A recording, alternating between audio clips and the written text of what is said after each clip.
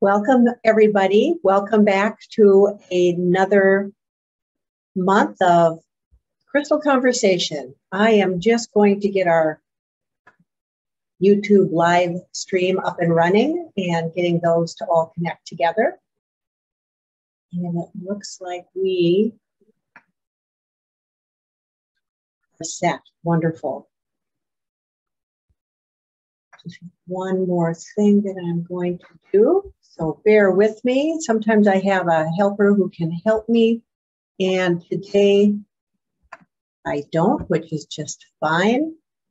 But there are just always a couple more things that I'd like to do. So there you go. So anyway, welcome, welcome.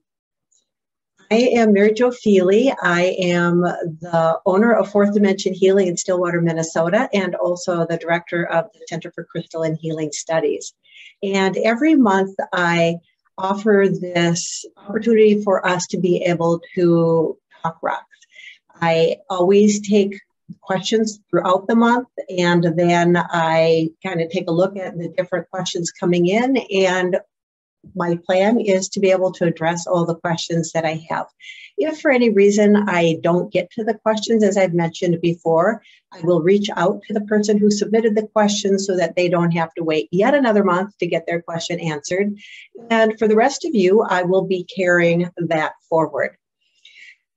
Before we get into the questions for this month, I actually have a follow-up that I want to do from last month. I had a question come into me, and the question was, essentially, Mary Jo, you've talked about how to create gem waters. You've talked about using a clear jar of some kind to be able to put the rocks in. And you've always talked about making sure there's no writing on the glass. So can you explain why? And I will tell you why. That's my definite preference to do it that way. And it really comes out of the work back in 2001 in this book called The Hidden Messages in Water. And this is by Masaru Emoto.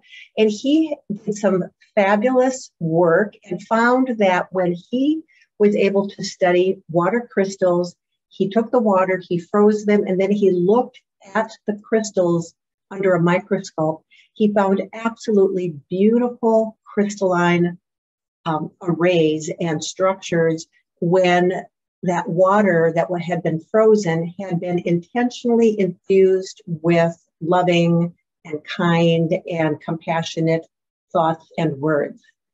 So for example, he would take a glass of water and he would put words on it. He would write love, hate, war, peace, I love you, you're beautiful, you're ugly. And he would place labels on each of these water containers, allow that intention to infuse the water, and then freeze the water and take a look at the crystals.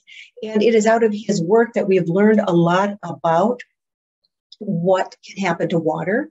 And I'm always reminded that we are 60% or more water. And so it's always a good reminder, what kinds of messages are we giving ourselves? So if you've not seen this book, again, it is The Hidden Messages in Water. I think it's really worth taking a look at. You can find many of these images online. I wanted to point out an example here, just to kind of give you a sense. So when we take a look at this page that I'm pointing to, the top water is water that came from a lake, a spring-fed lake, and the bottom image is what that crystal looked like after that water had been chlorinated.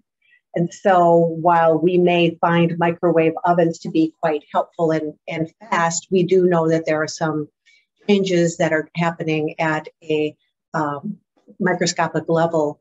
And his kind of work can really influence us even more broadly to think about our thoughts and what we're transmitting. So the reason I always teach, and I would recommend that you remove any kind of words, unless they're positive words. If you want to put positive words on or around or even inside the jar, that's beautiful. But if it's an old jelly jar or mustard or pickle jar, take those words off so that you really have a clean slate. So I hope that that helped be able to clarify that. And I apologize for not having made that more clear initially.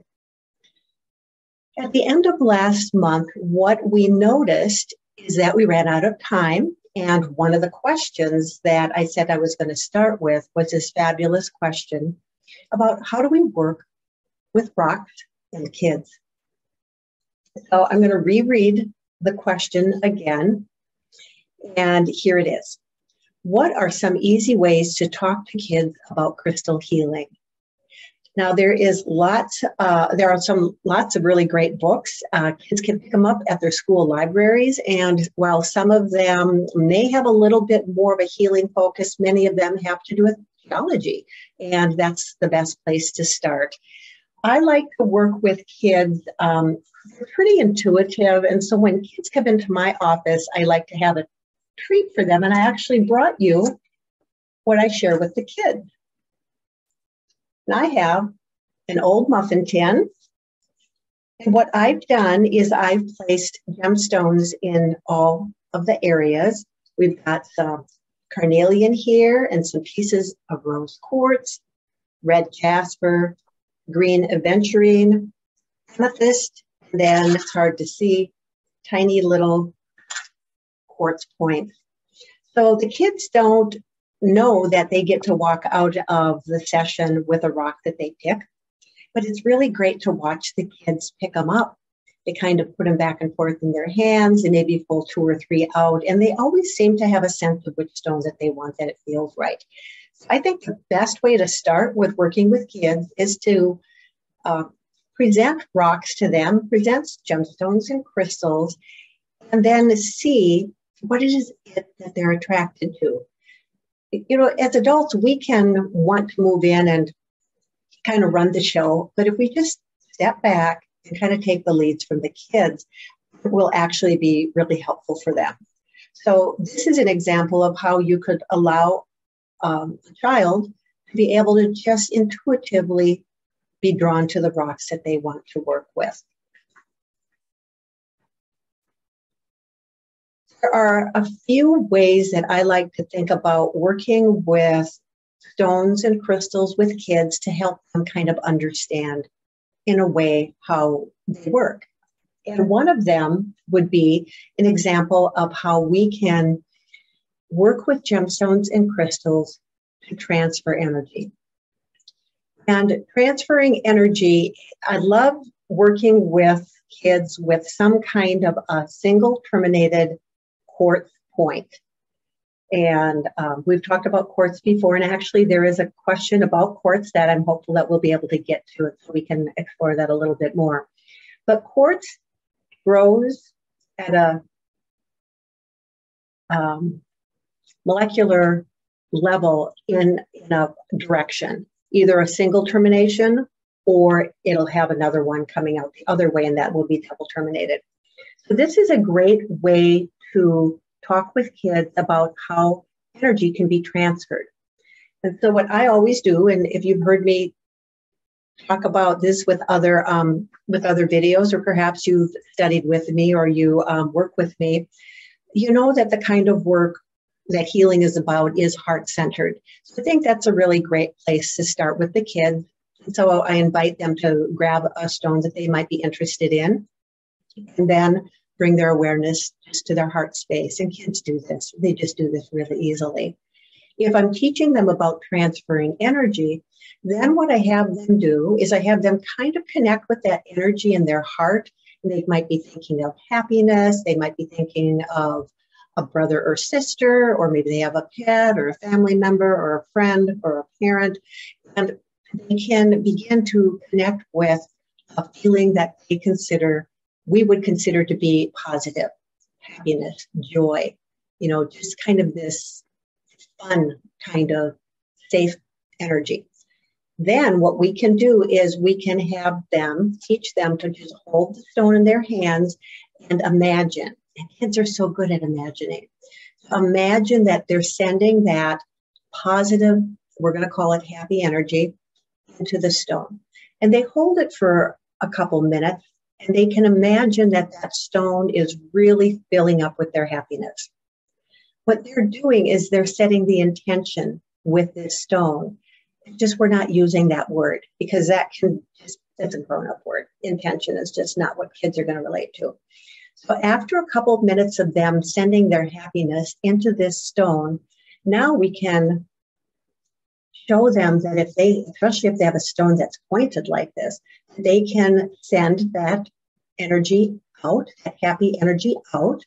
And we could tell them that they could imagine, let's say that they have a puppy, that they are sending this happy energy right through the stone, right through the point, and it's going right into their puppy. And again, they can imagine whoever it is that they're sending this happiness to is right in front of them. So that's a beautiful way. Another thing you can do with the kids is, again, particularly if they're the terminated quartz, is you can tell them just like a unicorn would have its horn pointing out, that kids love unicorns. A lot of adults love unicorns. So it's that idea of working with some examples and imagery that they can relate to.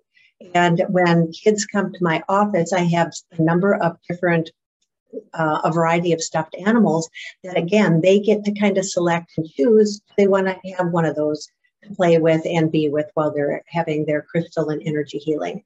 So this is a great way to do it. The other thing we can think about with transferring energy is that, again, because it's directional, do they want to point it to themselves? Do they have a sore arm and they want to point that to that place on their sore arm? Again, with the imagination, they can point it to where they want it to go, either away or towards, and that's an example of how we can work with transferring energy, the concept of transferring energy when it comes to working with kids. Here is another example of a terminated quartz. This is amethyst. And it's a little tricky sometimes getting my camera to focus, but you can see, there you go, the termination. Again, single terminated, it grew that way. And again, is it going to direct out like a unicorn? Are we going to be bringing it in? And the kids get to choose what is it within their heart that they're putting into the stone, and then from there, transferring out. Working with kids with different shapes of gemstones and crystals is a really great way for them to be able to intuitively select, for example, the kind of way that energy, those properties from the stone are going to be spread out. So I brought, for example, here is a sphere shape. This is actually a piece of septarian. So when I work with the kiddos, then they have a number of stones that I just set usually on the floor. I put a blanket out, and I even have a really big hula hoop that's multicolored, and the kids love it. And then we put the rocks inside the hula hoop. And again, it's their way of working with the stones, and they're driving the process. So when we think about this sphere shape, sending energy out in all directions, it can help me as a crystal healer working with a child as to how it is that they're perceiving the energy would be most helpful. Here's a cube. We may have talked about this last month or the month before, this piece of pyrite. If a child picks up a very kind of square, or here's another example, this is a piece of fluorite, very, very rigid edged structure stone, that can give me a really quick clue that this child is very likely calling forth the energy of grounding and stability. So again, we're working with what the kids are giving us. They also just love to play with these things, just like we do. We might sit down and play with some of these if we had an opportunity as well. Sometimes the sizes are intriguing. So I just showed you this larger piece of fluorite, and Fluorite is the kind of stone, it resonates with the wind element. It can be really helpful for clearing that mental field, clearing out that brow chakra, and really getting some of that cluttered mind busyness to shift. And so that may be what the child is intuitively looking for, even though they can't articulate it. The kids really love these teeny tiny little fluorite octahedrons as well. So shapes are helpful.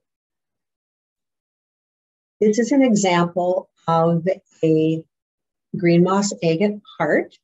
And when I put out collections of heart-shaped stones for the kids, they really are very often drawn to them. Some of them like the real square, kind of blocky shapes, and that can really help me know where they're at.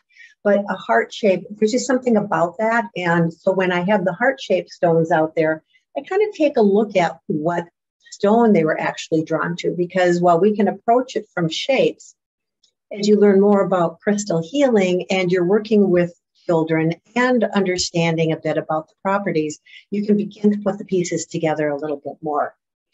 And then also any kind of a little figurine or a little statue. This is a little Shungite frog.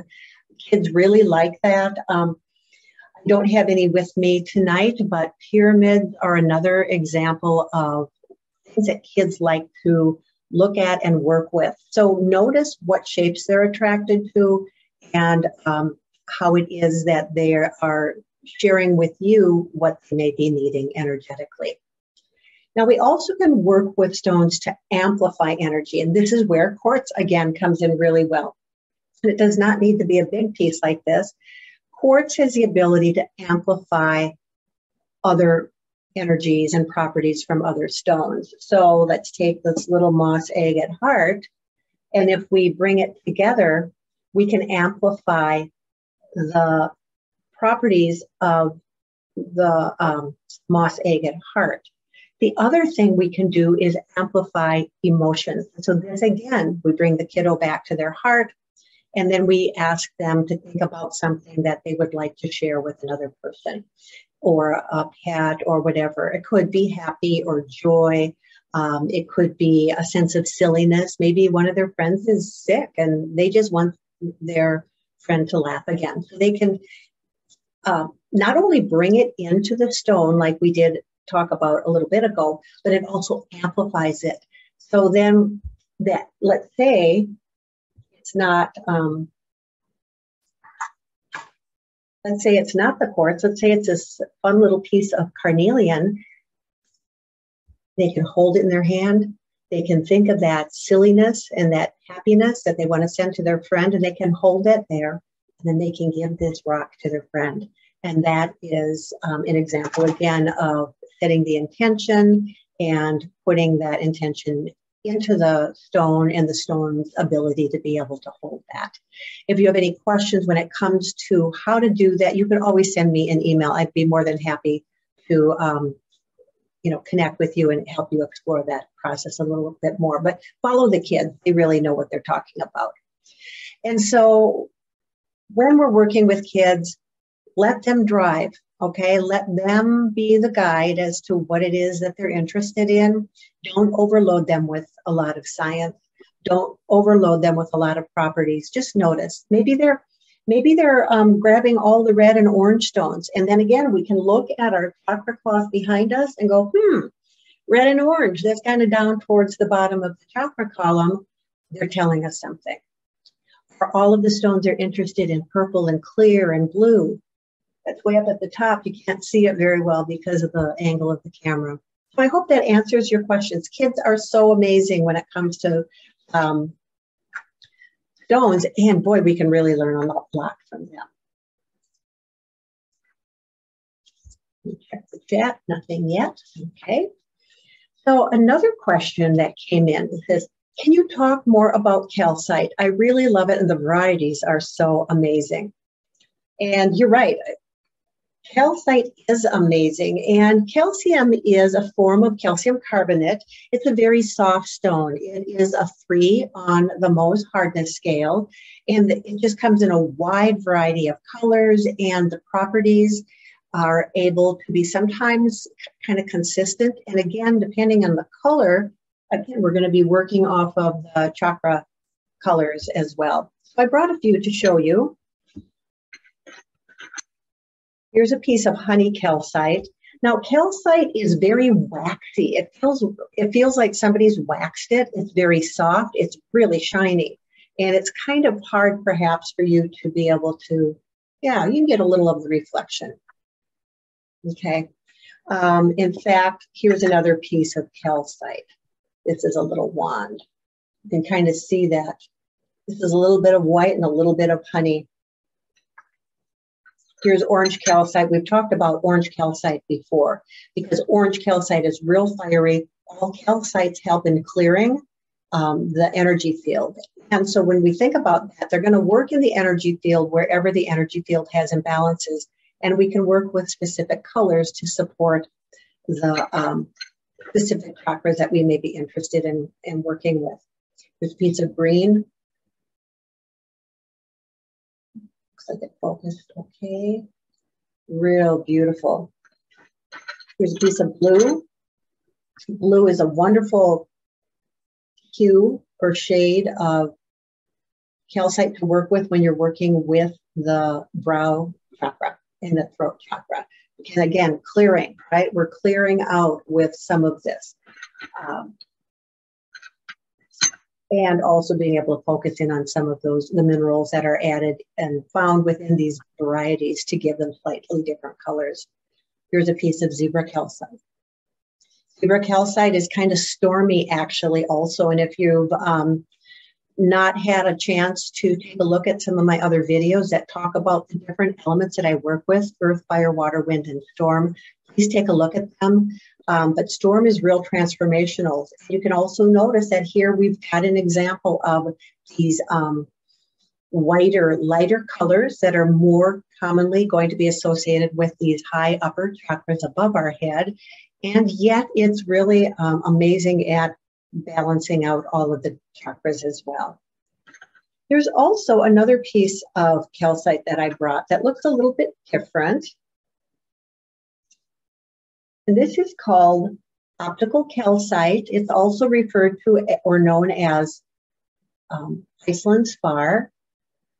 This particular piece comes from Mexico. It might be a little hard for you, but I'm going to hold up. I'm going to try with the Hidden Messages of Water book. This is a double refractive stone. Let's see if you can see that or not, where it actually doubles what we're reading. It's just so amazing to me. This is a fabulous stone to work with, not only the crown chakra, but the off-body transpersonal chakras as well. It comes in small pieces. This is a little bit larger piece. This piece is almost too large to work with on a regular basis. I use it personally as a display piece. However, it would be able to be used sitting in your hand during a meditation. There are other smaller ones that can be easily handled and put in a little pouch as well. Beautiful, beautiful stone. And it is a piece of calcite. So let me know through the chat if you have any other questions related to that.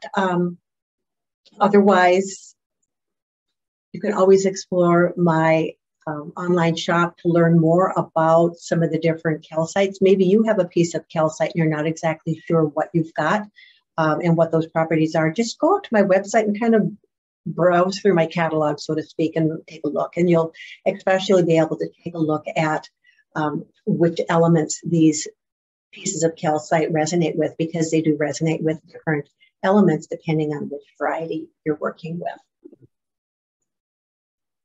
All right, so this is a really great question. It's kind of like science meets energy healing and crystal healing. And we did talk about some grids the last couple months, and this actually fits right in.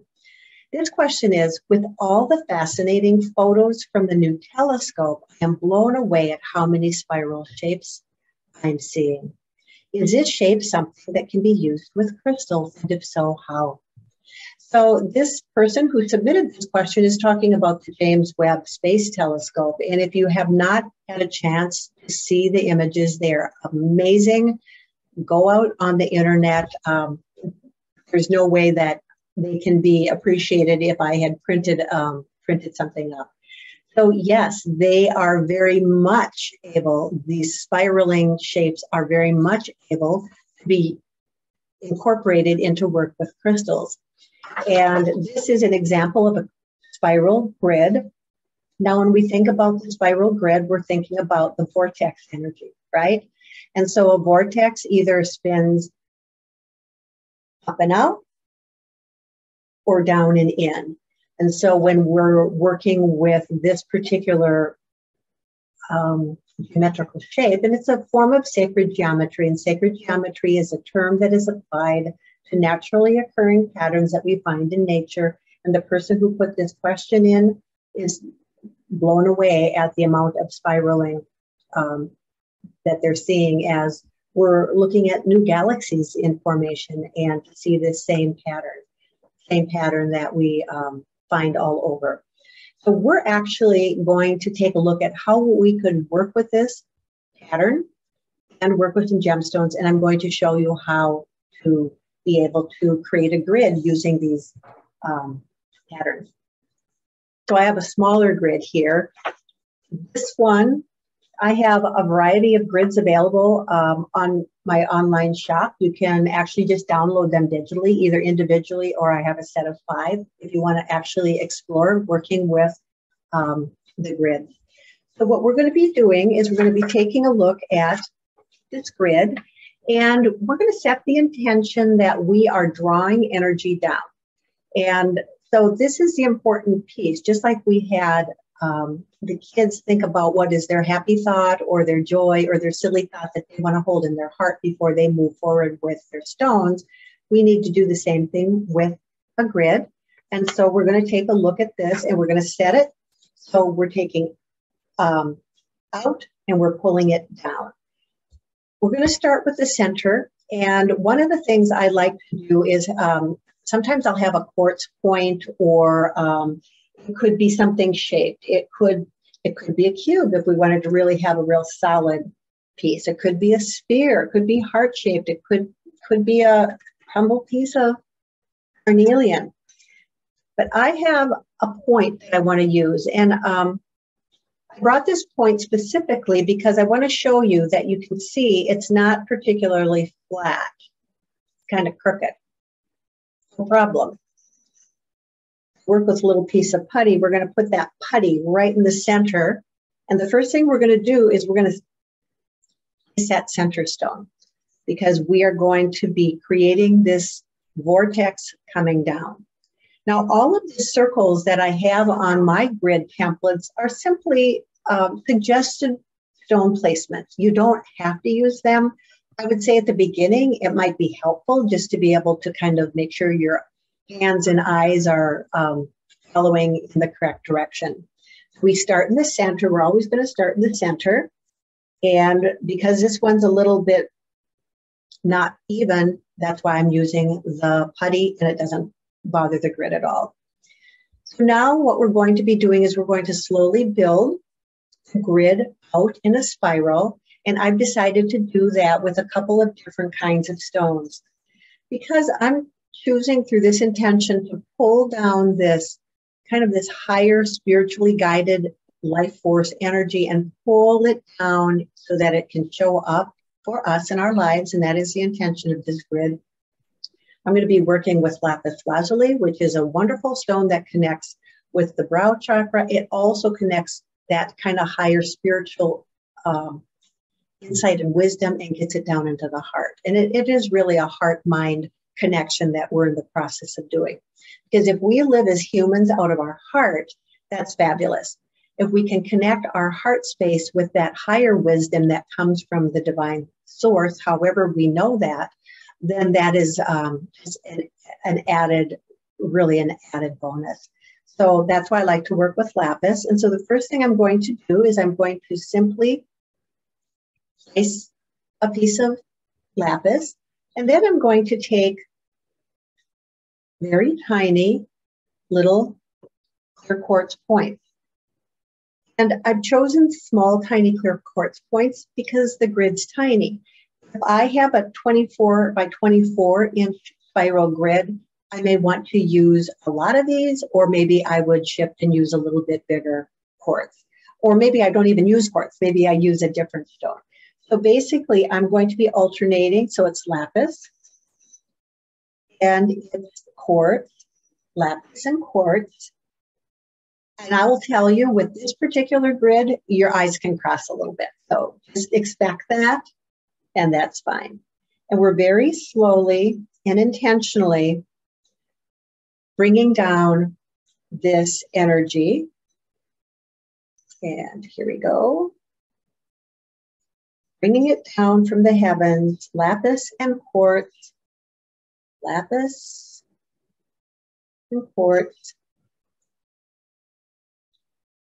And we're just bringing that down. Now, ideally, this would be a grid we could set aside. I often will create grids on maybe a tray, maybe a plate. Maybe I've even taken like pieces of wood that might be something that you would put cheese and crackers on, clean it up really well, and it can be a wonderful base so that you can move it around. Back to the grid. Quartz, lapis, quartz, lapis, quartz, and I'm off by one. That's okay, because even though this template goes one further, I did that on purpose. I wanted to show you. It's not like you have to stop and rearrange them. It means that your grid stops there.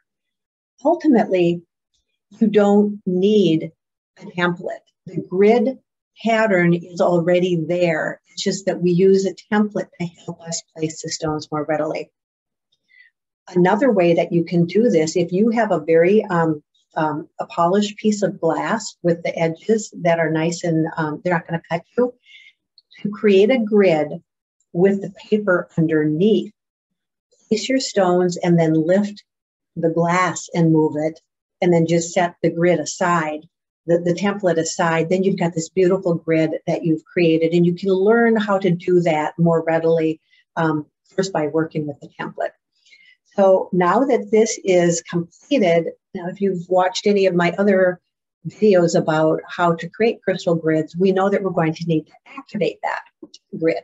And activating the grid simply means that we are, one, connecting the intention that we placed in the center of this grid. We're connecting all the stones together.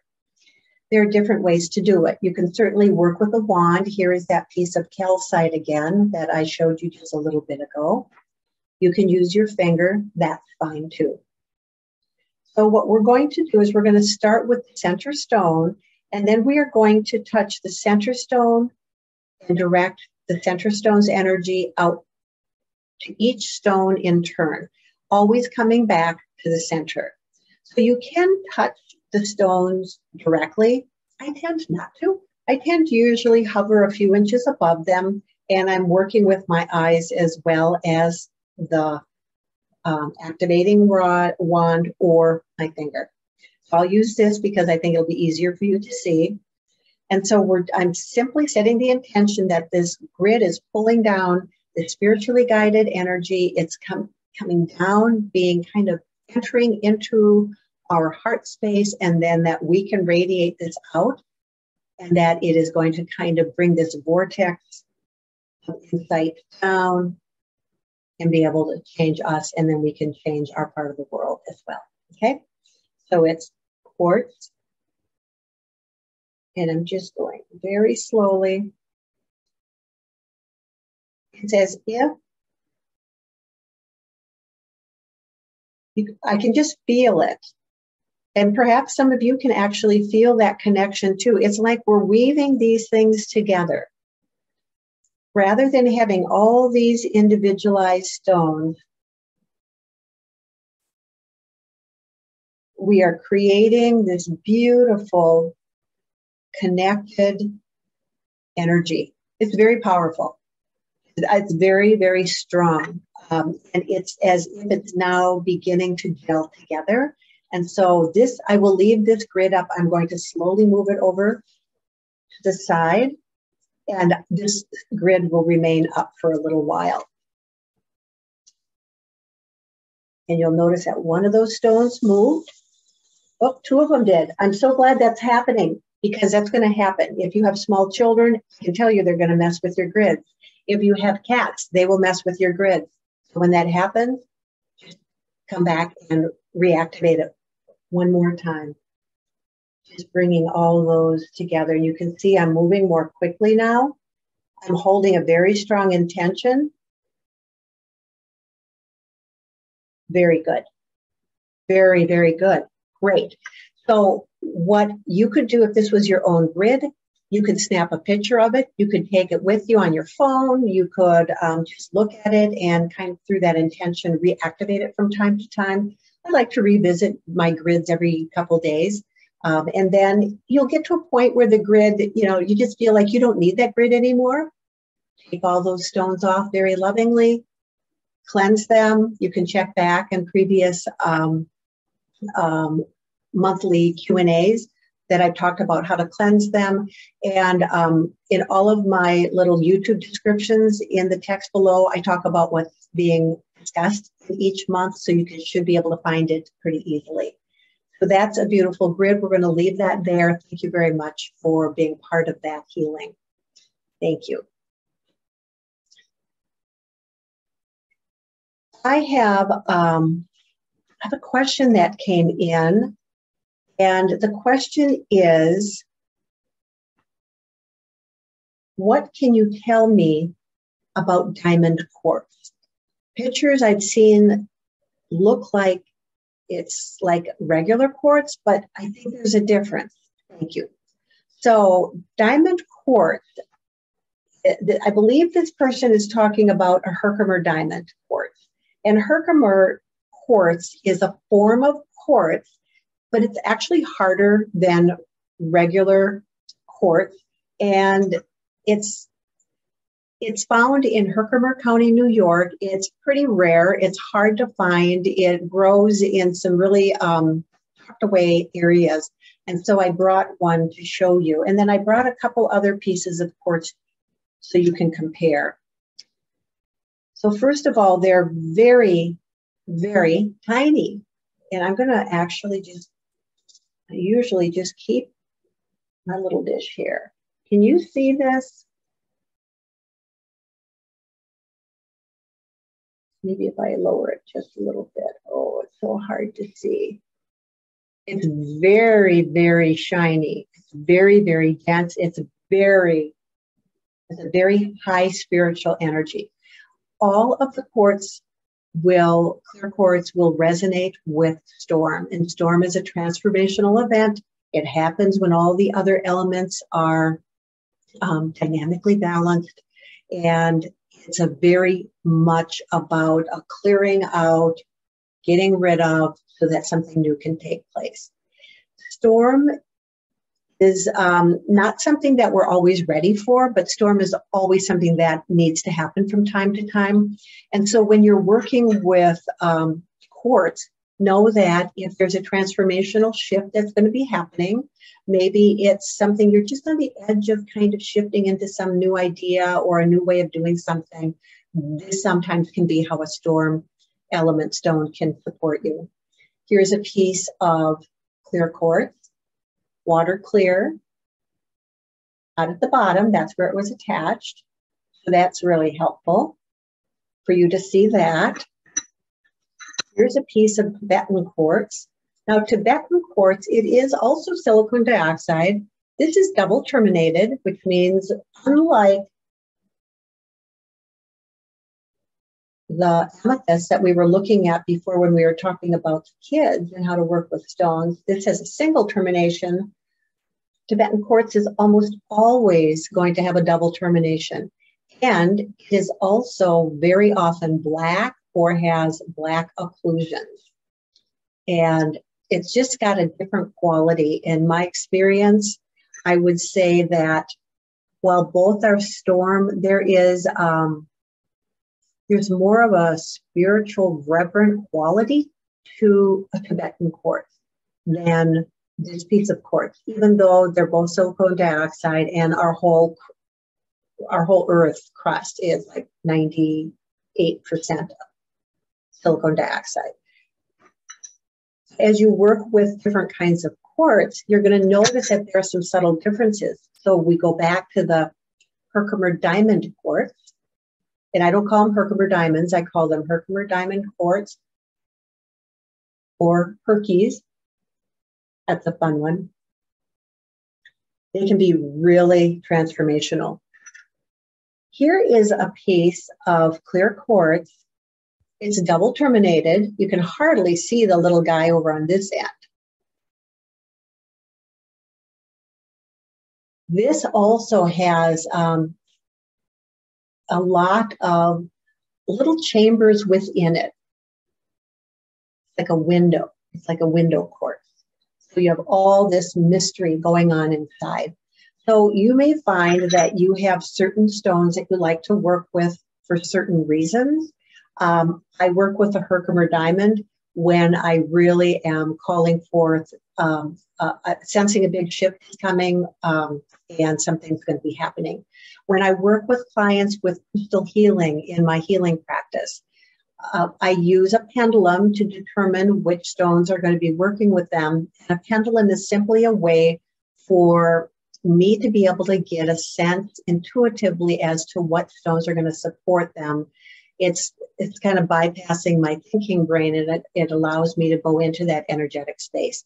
And so when a Herkimer diamond is being worked with for a client, I get a sense that there is something transformational that will be happening for them. Doesn't mean it happens at the time of the healing. Sometimes it does, but it also may be that it's something that they're just on the verge of kind of stepping into. The very final piece I brought, I wanted to show you this. I want you to take a look at it. Got a termination, right? It's clear, almost always going to be clear. This is actually a piece of dambarite. Dambarite is calcium boron silicate. It is not quartz, does not have the same internal structure. So sometimes you may think you found a piece of quartz and it's not quartz at all. That's okay. If you're attracted to this stone and you want to work with the stone, work with the stone. Learn about the stone and explore more about what it is that it can be supporting. This also has very high frequency. It really works very high up in that spiritual realm, in that space where often we need a little bit of support to be able to shift out of our more thinking through dimension. So I wanted to bring those to help you have a better understanding that while we've got this beautiful Herkimer diamond quartz, it is quartz, it's not a diamond, but it has a lot of power to it. You notice I just capped it back up because they are so tiny, I don't want to lose that one.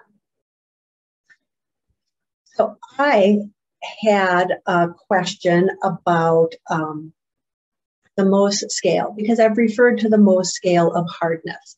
And I don't actually, in my listings in my shop, talk too much about the hardness of a particular stone, but I do think it would be helpful for you to have a better understanding. And so I'm going to show you, I want to show you this. I printed this up, and this is a little harder perhaps for you to see, but we're going to be starting with a 1 to 10, 1 being talc, 10 being diamond. And as we go, I'm going to move my finger. very slowly it moves from 1 and then to 8 and then 9 and then whoop, all the way up to 10. So I want to point that out, that the difference between 9 and 10 is actually more than the difference between all the rest of these. So we're going to talk about those. Because the Mohs Hardness Scale is a way for you to understand the hardness of a stone that you're working with or a mineral. And it helps guide you as to how you can care for it. If you want to clear it, can you put that in water? Can you put it in salt? Can it be out in a little bundle with a whole bunch of other stones? So I'm going to show you how we can determine that. So the first, number 1 is talc. I don't have any talc. And so I decided what I wanted to show you, this is cornstarch. It's kind of gloppy, kind of sticks together. Talc is softer, okay? So that's going to be number 1. And the reason we have to be aware of that is because we're going to be building each number from 1 to 2, 2 to 3, 3 to 4. The harder stone is going to scratch the softer stone. So we've got talc, even though it's cornstarch, because I don't have talc. So number 2 is gypsum. So gypsum is sheetrock, and it is also selenite. And so when you take a look at the selenite, if you had talc, you could take a piece of selenite and it would scratch talc because this is harder. Even though you've heard me talk about selenite, and selenite is a really soft stone. Don't get this wet, it'll start getting mushy. You may have worked with sheetrock in the past and it gets wet and it just is a mess, right? And so that is number 2. So I'm going to put these out right in order. Number 3 is calcite. Here's another piece of calcite. This happens to be a piece of red calcite. Red calcite will scratch the selenite, the gypsum. So that's one way that can be determined what stone has the hardness of its properties. Number 4 is fluorite. So we saw fluorite here, right? And this little guy that the kids all love. And here it just happens to be, I just grabbed another piece of octahedron fluorite. So you're understanding, if I took this fluorite, I will scratch the calcite. Calcite's 3, fluorite is 4. Then we have apatite. So apatite is a stone that I haven't gone into depth yet about this. Perhaps I will. Perhaps somebody will have a question about it.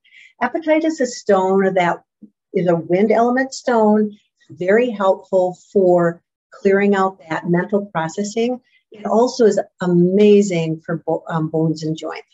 So we have apatite is number 5. Apatite would scratch the fluorite.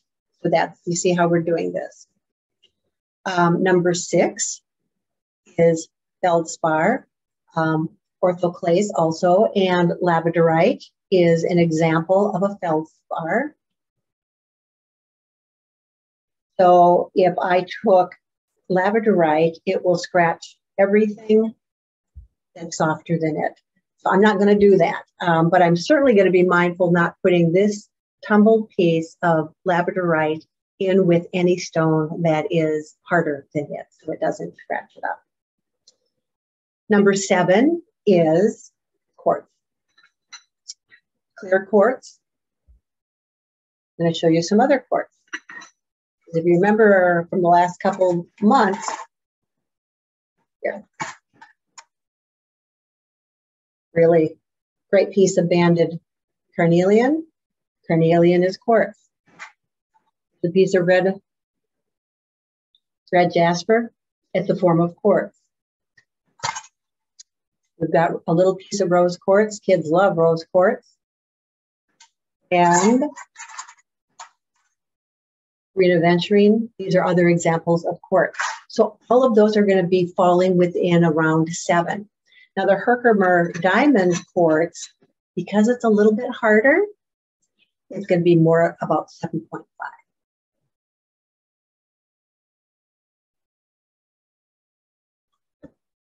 Number 8 is topaz. Don't have any topaz to show you, but topaz falls between quartz. And then number 9, which is corundum. And corundum, we did, I think, talk about that last month. Corundum, when it's red, is known as ruby. And here's a piece of ruby. And corundum, when it is any other color than red, is going to be sapphire, whether it's yellow or whether it's blue, for examples. So if I were to take this, it will definitely nick everything else up. So we're going to keep that away. The very final, number 10, on the Mohs Hardness Scale goes all the way up here. That's diamond. And so we know that diamond is the hardest substance when it comes to rocks. And so I'm glad that the question came in, because I have danced around talking about hardness, but I haven't really explained it. So I hope that gives you an idea. If you have all your stones kind of in one big pile, you may perhaps want to take a look at what you've got and get them ordered a little bit so that you're not going to be having things getting all nicked up and scratched up, unless, of course, you want that. And then that's fine, too. Okay? I had a question that came in. And again, I've talked a little bit about this, but I wanted to share a little bit more. I'm fascinated by Shungite. It sounds like there are different kinds, and how do I decide which one is right for me?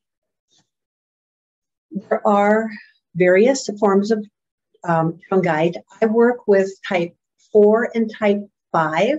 Type 5 is the elite Shungite, and that is about 97 to 98% carbon, and it has a particular form of carbon called fullerenes. And it's very helpful as an antioxidant. There are people who will work with elite Shungite, and here's an example. This is the one that I always have by my computer. And since my computer is with me here while I'm doing this live call, I brought it with me. So some people will put pieces of elite Shungite in bath water. They'll put it in their regular water to drink. I would say put it in an unlabeled glass jar, use the indirect method so that you can get those same benefits if you want to drink the water. So that's elite Shungite. I am wearing a piece. I often have a little pendant with just a little bit of a thread string around it. I also have, here's an example of a little cage. I have some of these on my shop. I like these because I can pull them apart and put in different stones, and I have a couple of small pieces of elite Shungite that I'll sometimes wear. So the elite Shungite has the highest amount of carbon, although it has some drawbacks. It is very fragile, and so you'll notice that I have it in a cage. I'm not putting that in my pocket because it might break in half. So that's type 5. We can take a look at type 4 Shungite, which is known as regular Shungite. That's typically going to have perhaps somewhere around 50, 52, 54% of carbon. The other minerals help it to be stronger. Here is a piece of type, I just said things backward. Type 1 is the elite. Type 2 is the regular. Type 5 is a kind that doesn't have really much of any Shungite in it, so ignore that. My apologies, I'm glad I caught that. I know one of you would have let me know. So here is type 2, and this is the regular Shungite, great for carrying in pockets. It's tough, it's hard, it's not going to break. They make these little balancing discs. I have them available. I also have rods that you can hold in your hand. And these are harmonizers that help balance and harmonize the energies of the body. The Shungite is yin, which means it's kind of receptive, and this happens to be soapstone that is a little bit more kind of a masculine energy, and so it really balances out. You could put these in your pockets, put them in your hands while you rest. That would be a great way to do it. Again, we have some spheres. Just like when the kids are drawn a spherical shape. You can get a sense that the energy that they're looking for is something that they want to emanate out. Shungite can do that as well. The shaped shungite, spheres, pyramids, and towers and obelisks can radiate out energy quite a distance. This radiates out about 2.5 meters. Here is an example of a tower that goes out about 4 meters in all directions because of its geometry. I've had people request that I keep some of these in stock. These are little stands. And yet they have the presence of the shungite that can be around them. And then also I have some people who just love to wear shungite. If they're having certain lower back or hip issues, they might actually slip it in their pocket. I would say that could be really helpful for having a piece of regular shungite in your pocket, or having something like this. You've heard me also talk before about you don't have to have the stone with you all the time. Set it by your bedside table. Take a piece of regular shungite and slip it inside your pillowcase. Sleep with it overnight. Let your body and energy field absorb those properties and then leave them at home. So don't overthink how to work with the stones. Just go with what makes sense to you and feels right. So that's some shungite that I think can be a really important stone in helping to clear the environment, to help clear out some of the distorted energies from the electromagnetic frequencies that are everywhere. And it can just be a really great way to support the sense of body, mind, spirit healing. Along with that, one question has been coming up about K2, and I will explore K2 in another video, but K2 has properties in some ways similar to shungite in that it really helps establish a very strong energy field, and it helps us connect with the earth energy and that spiritual energy. It's both earth and storm.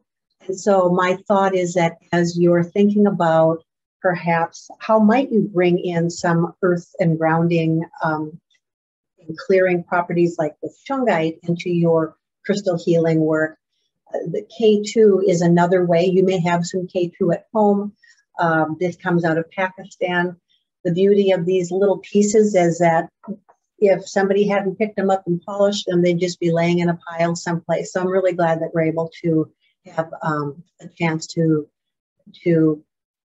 have some of these, even these really tiny pieces, to be able to work with, because you don't have to have a really big hunk to do a phenomenal job with the healing work that you're doing.